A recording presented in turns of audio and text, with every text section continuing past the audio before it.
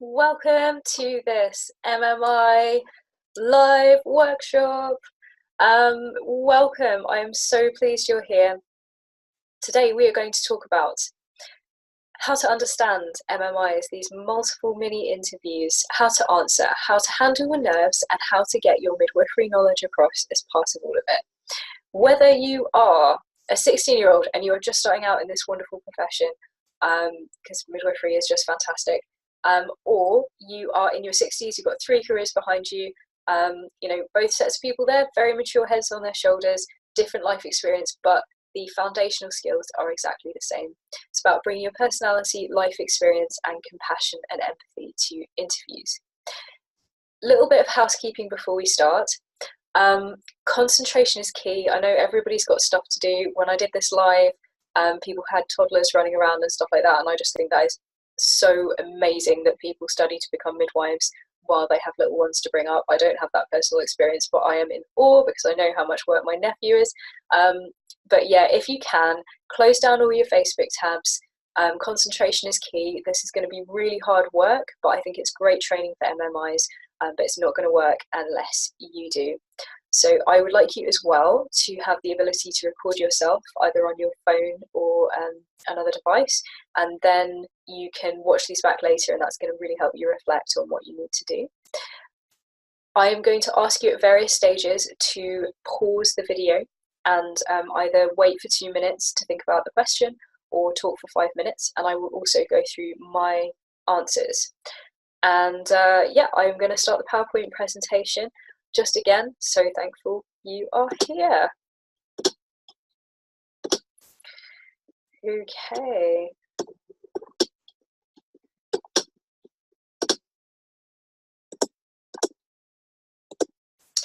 Right, so Royal College of Midwives estimates we are 3,500 midwives short in the UK, and that means you are a person of great significance. It doesn't mean that the application process is easy, it doesn't mean that there are loads of places or anything like that, but it does mean you are really, really needed.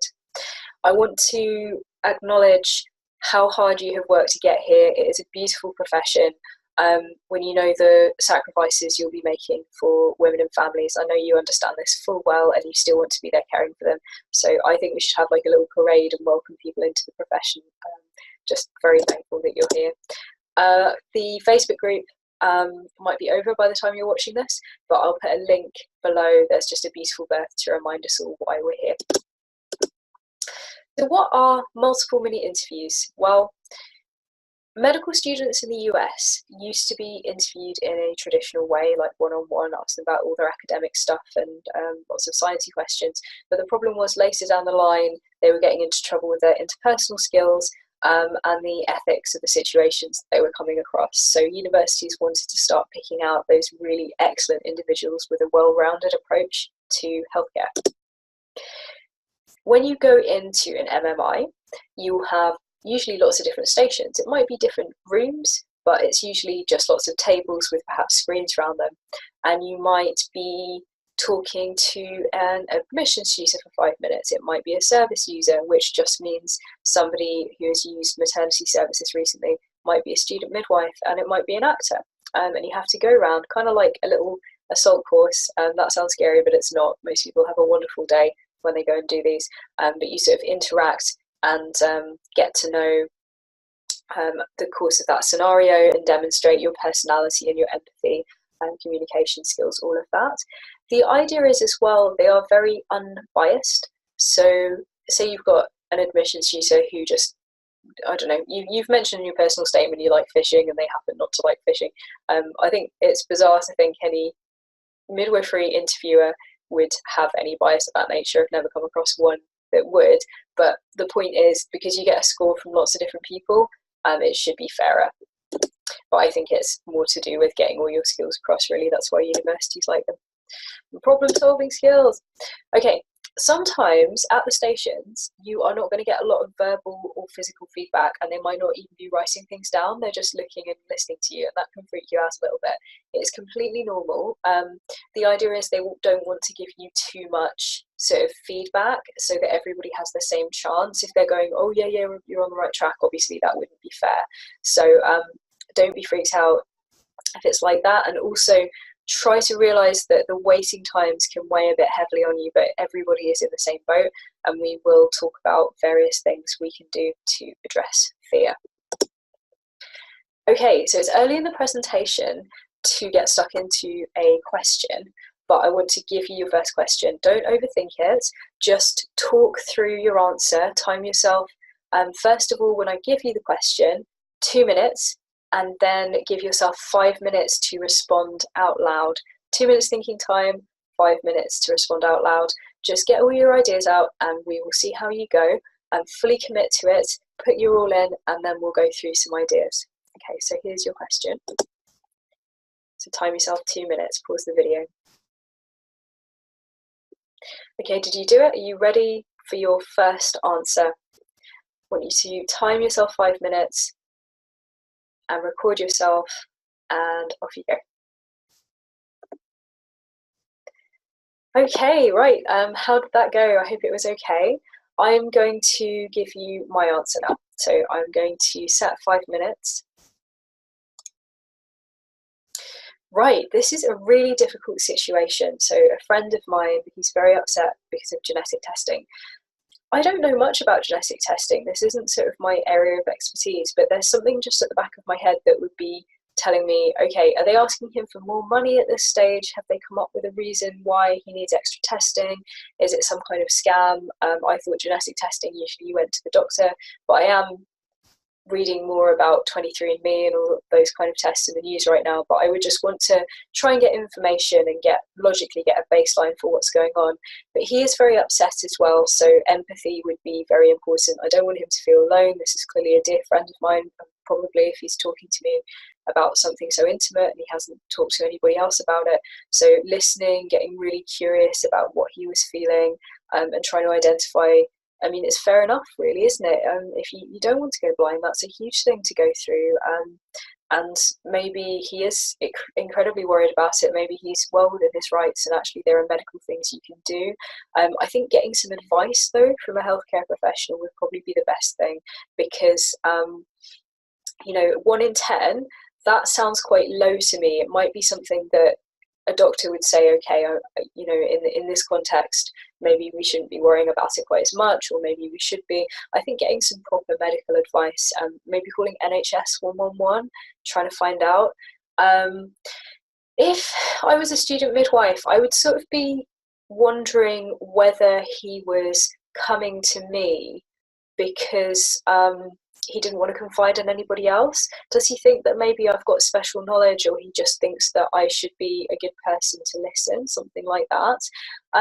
If that was the case and he really had opened up to me and asked me for information, I think it's important to say, these are the things I don't know, and sort of work within sphere of practice, because I'm not sure midwives do that kind of genetic screening, so it might not be, it's important to be really upfront about that.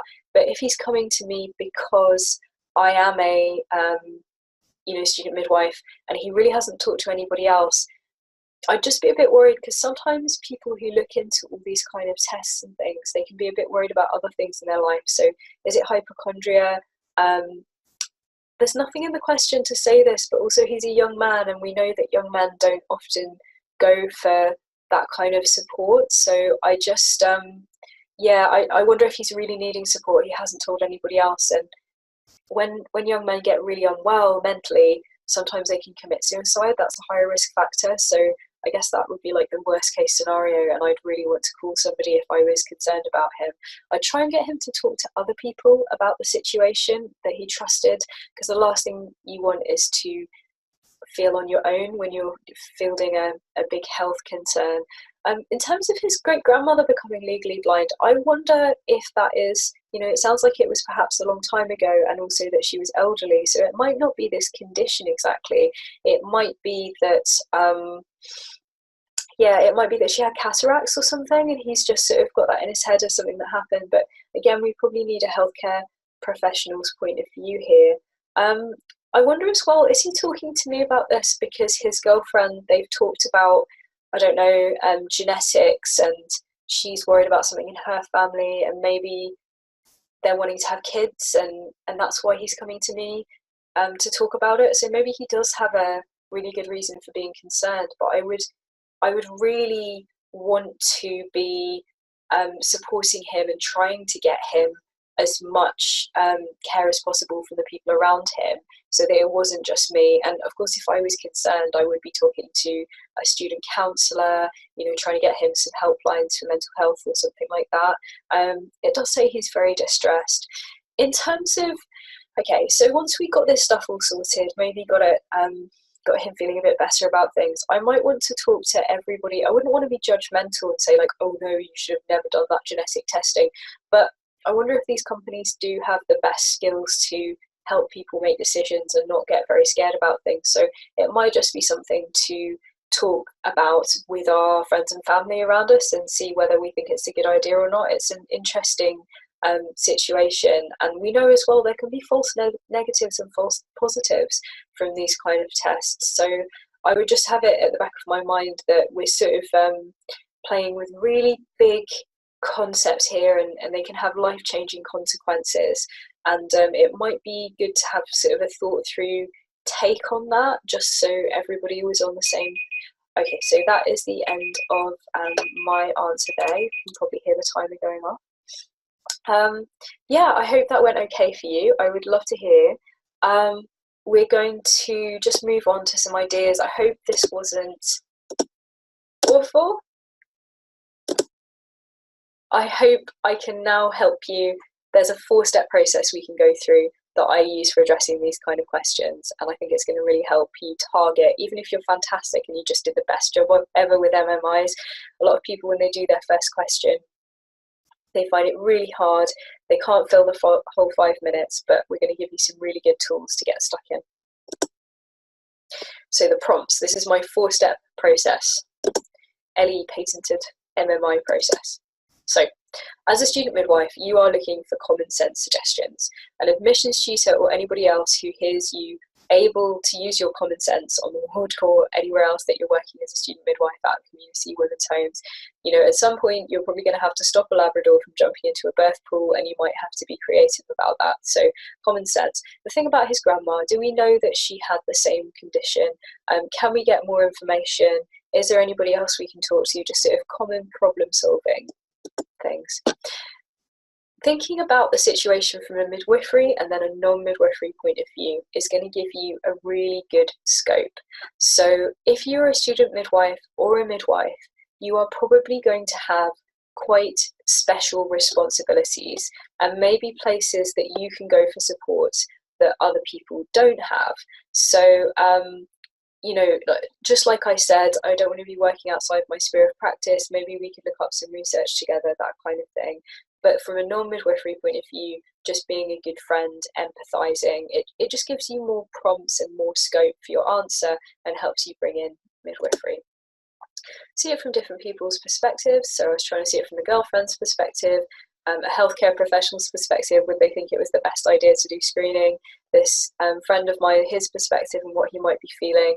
I don't want to criticise him, that's the wrong thing to do. And then the wider ethical implications. So of course, this genetic screening thing, very contentious. As a midwife, we'll get onto this a little bit more. You are going to be dealing with some complex ethical situations. So if you can answer in these questions, then that's going to show your ability to get stuck into the harder things, which of course was what the MMI system was first designed to do. And then there's one more stage here. Who's most vulnerable? So especially if there are children involved or something like that, that can be really important to address. You should be addressing who's most vulnerable in all the other points, but so common sense, midwifery, non-midwifery point of view, mental illness, all of that stuff I mentioned. But if you can just remind yourself of who's most vulnerable by the end of the question, you're probably going to give a really safe answer. Now we're going to talk about nerves, right? Sheila Byram, OBE, fantastic midwife leader in our country. She still gets scared of loads of things. You are never going to get rid of your fear. We have evolved with fear. It does a champion job of stopping us wandering down dark paths on our own at night, being on the edge of the cliff and not falling off, not falling into deep, dark running water. What I would suggest you do is make some space for your fear. Thank it for doing a really good job to get you to this point. You are alive, you're here, it's probably saved your life on many occasions. So you can imagine it as a figure walking beside you, and you say to it, okay, thank you, fear. I'm in my interview and you are doing a wonderful job of making me absolutely flipping terrified. You continue talking. I'm going to do the best job I can. Me and my bravery are going to answer these questions because I want to be a student midwife, and it is way too important for you to be making decisions right now. This is not my idea originally. It's a Buddhist thing, and I got it from a book called Big Magic, but now I use it for everything, and that includes like big scary meetings with head of midwifery, all the speaking events, and frankly when I'm writing, I write novels and things, and I keep putting myself out there. I even have a tiny Sylvanian family sofa that sits with me on my desk because my fear makes a lot of noise and I've given it a sofa to sit on. The other thing is, I don't know if there's loads of evidence for emotional freedom techniques. You can look at this on YouTube, but I have a friend of mine called Ariane Ode, who is a clinical workplace psychologist. She has a lot of success with her clients. It's to do with tapping pressure points. You know, I don't know what the evidence is, but it's certainly helped me in stressful situations. Doesn't seem to be any downside to it, and we are just mammals at the end of the day. Maybe a little bit of touch, a little bit of reassurance. If you've got some time to pop to the loo and you're feeling really nervous, maybe that's a brilliant thing. So something to try there. And also Google power posing if you haven't come across this on midwifediaries.com. Yeah, that's a good one too. So ready for some more? We've got 3 more questions. Give it your all. Maybe write it down, the whole common sense thing, midwifery, non-midwifery point of view, empathise, and then the wider ethical implications and who's most vulnerable. Write it down, refer to it, and we will go on to the next question. Okay, so time yourself, please, 2 minutes to think about this. Pause the video. And okay, so you've read this through. You now have 5 minutes to respond if you want to start your timer and start your recording. Okay, and this is how I would respond to this question. I'm really passionate about this question because I know we have such a low breastfeeding rate in the UK. So it would depend on where we were. If I was in the middle of a huge, great family gathering and lots of people were talking at once, it might not be the best moment to talk about breastfeeding, but I would be really passionate about addressing it with her, especially if I was a family friend. I wouldn't want to, so say she's a 16-year-old, I really wouldn't want to, having a baby at any age is such a huge thing, and I know fantastic teenage parents, but I wouldn't want to sort of boss her around and tell her what to do. I think that would be the wrong thing.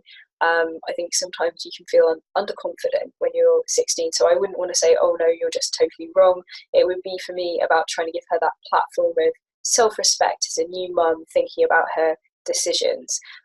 The other thing is most 16-year-olds I happen to know are studying biology and things, and they're really excited about physiology. They're really interested. I mean, most of us are. It's really fantastically fascinating. So maybe talking about the different kinds of breast milk. So older babies have a completely different makeup of milk than the younger babies having colostrum and things like that. And also when you're breastfeeding straight after the birth, it can help your uterus contract and stop you bleeding. I think that's just fantastic and fascinating.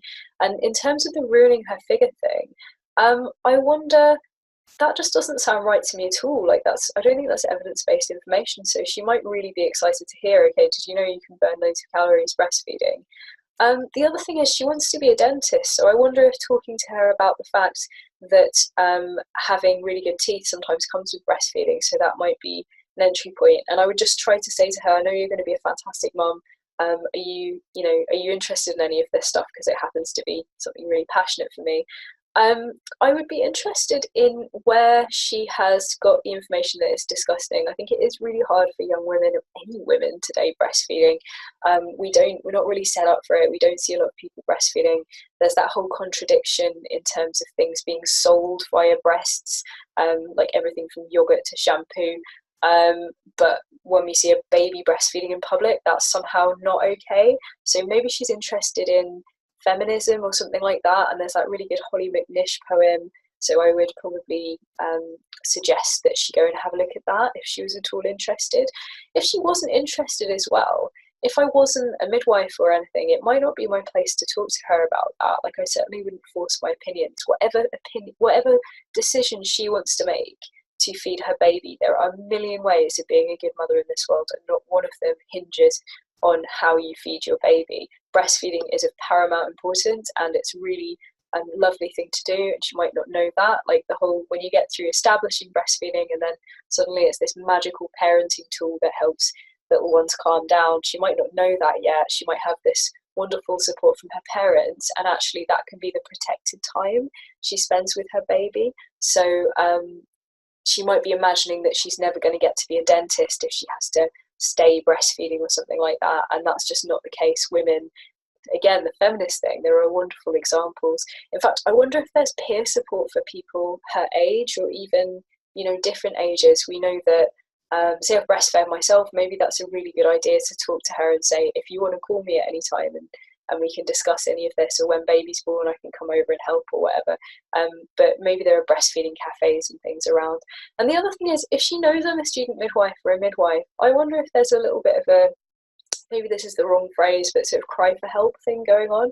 Maybe she actually quite wants to breastfeed, but she just wants to hear what I say. Like, she wants to bring up the subjects and get all of the worries out, and then see what a healthcare professional would say.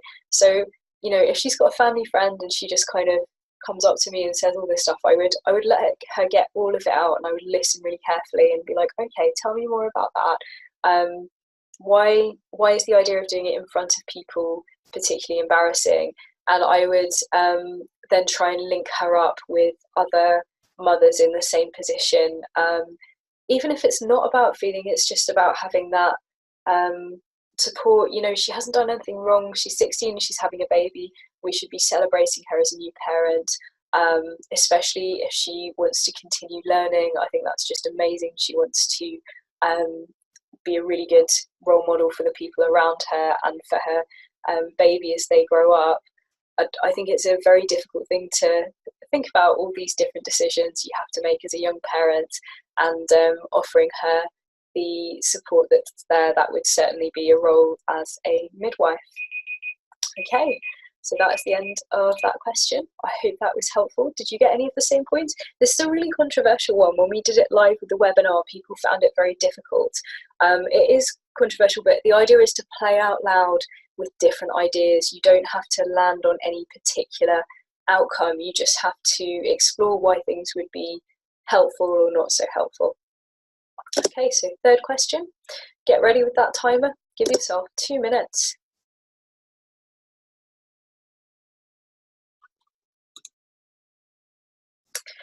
Okay, and now 5 minutes for your answer. Sorry, we'll just go back.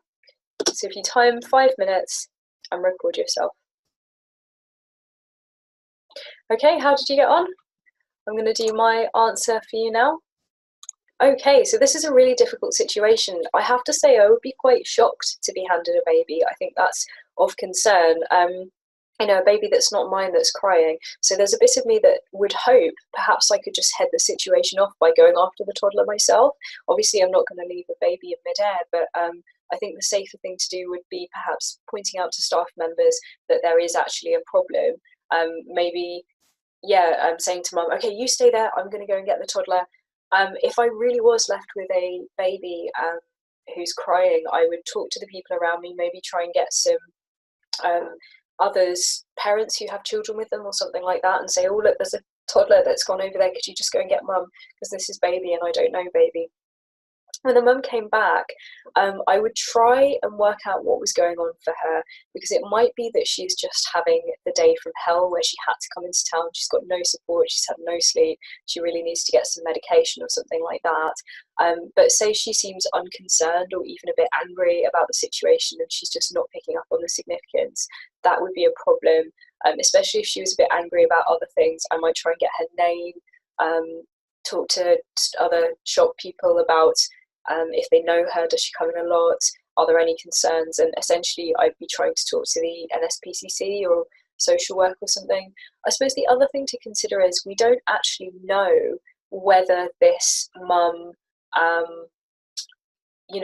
whether she is actually their mum. Maybe she's a a babysitter or an older family member or something like that who is looking after her siblings, and obviously that would be concerning as well.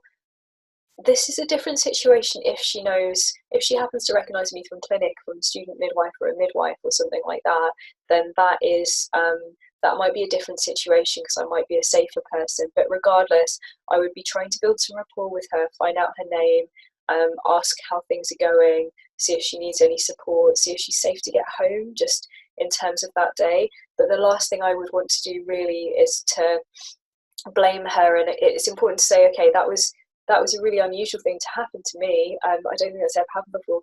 What was going on for you? And if she says, "Oh, I'm just having the day from hell," that's one thing. But sort of if she's really needing some support, I wonder if there are mums and tots groups or something I could support her with.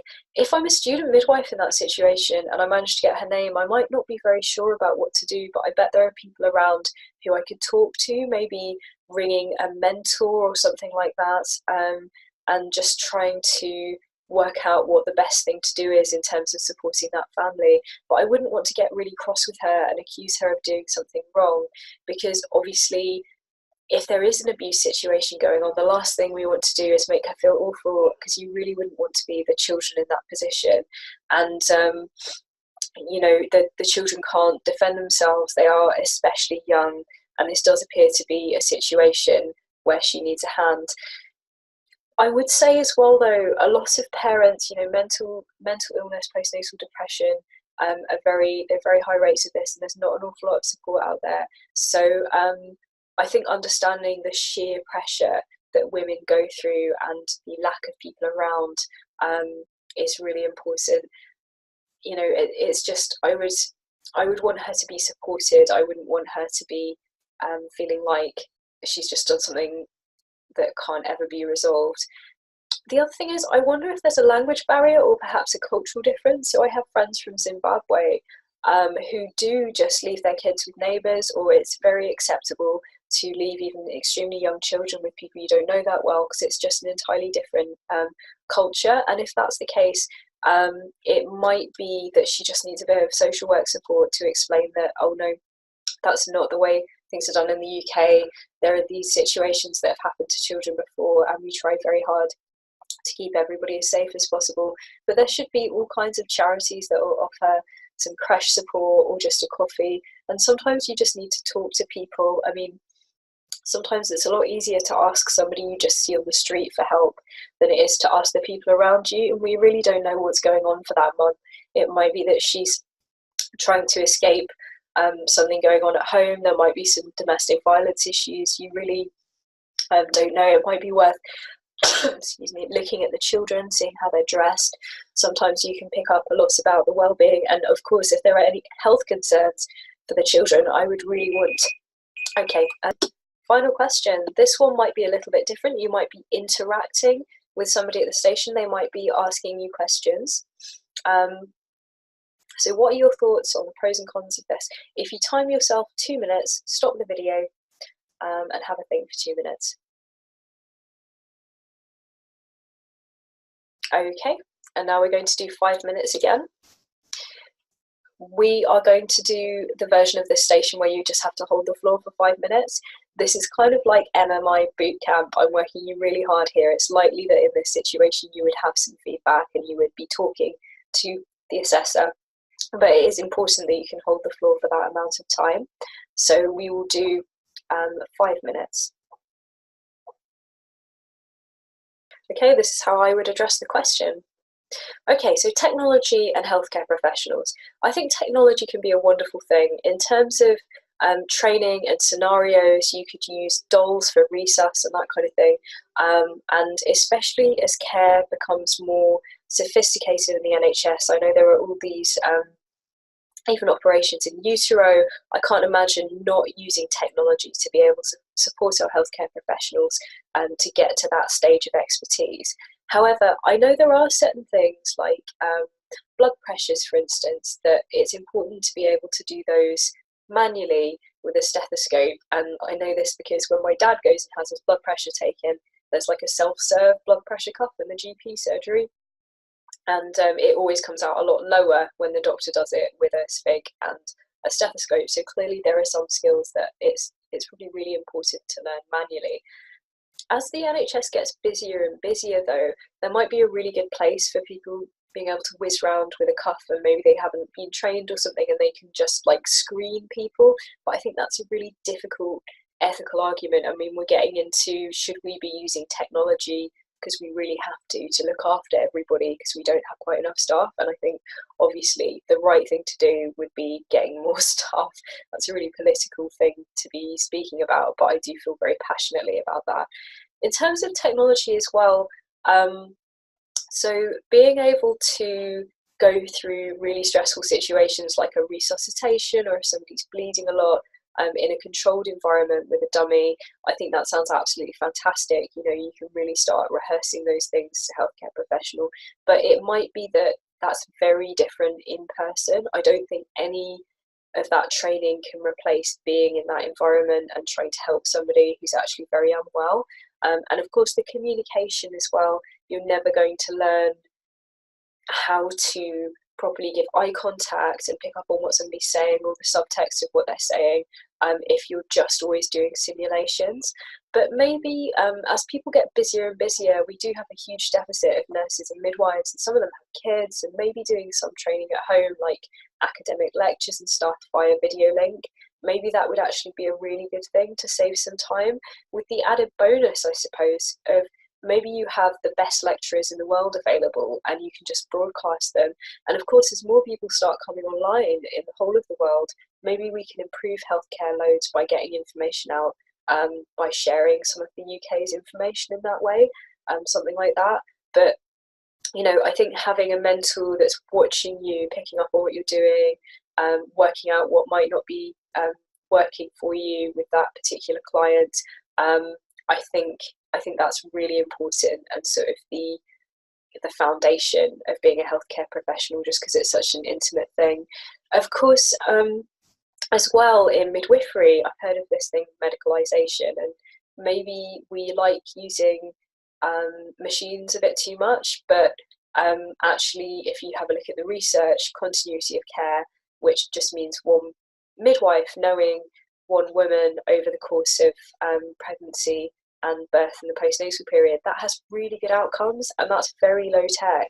It's the most low tech thing ever. It's just a really good relationship with somebody. So perhaps that's something to think about. You know, technology is great if you use it carefully, but certainly you wouldn't want to replace it with anything. You know, just replace really good communication in those relationships. I suppose it's worth touching a bit on social media as well. I know that loads of nurses and midwives are on Twitter and Facebook, and you know, fantastic place for learning.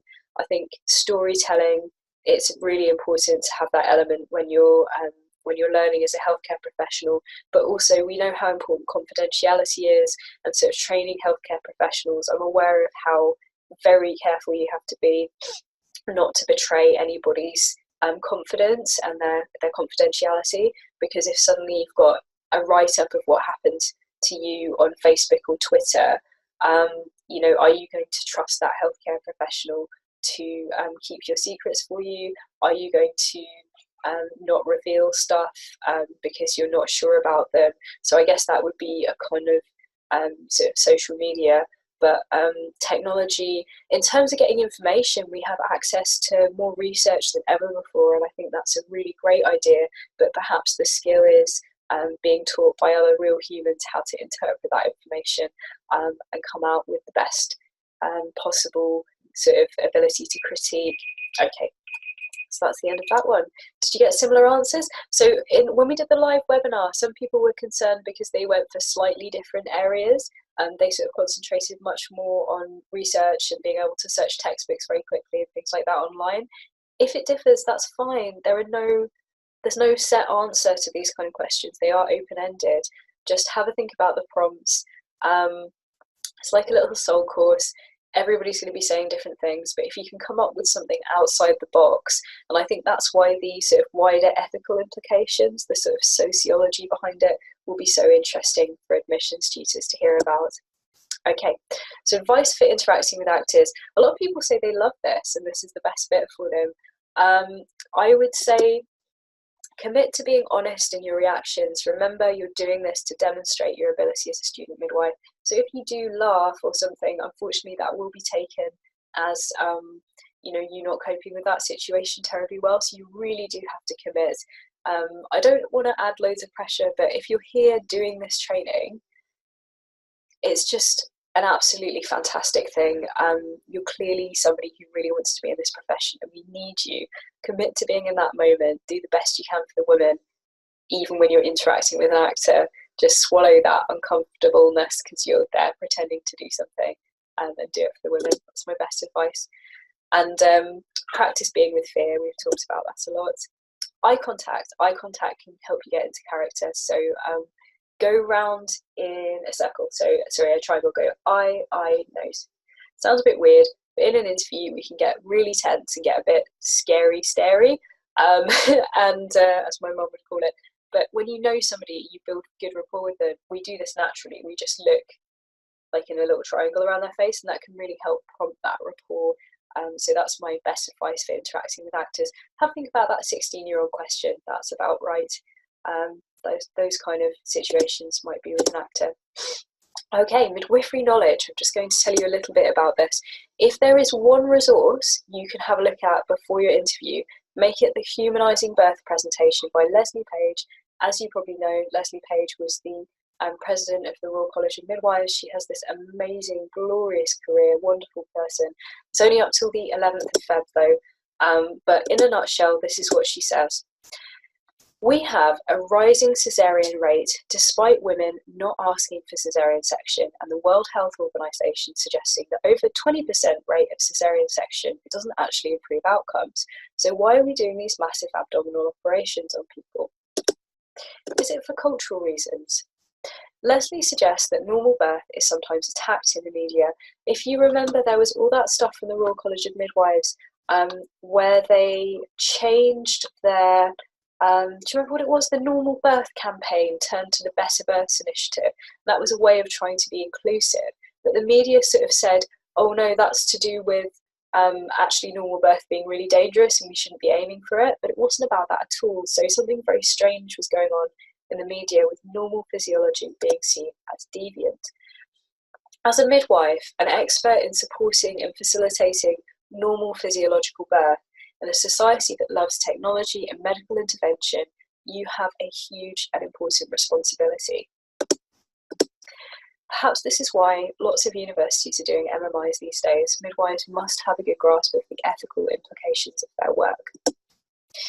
Leslie believes that improving maternity care is as important as addressing global warming and climate change. What she's getting at is that supporting women and families in the early stages can have a profound impact on the lives of individuals.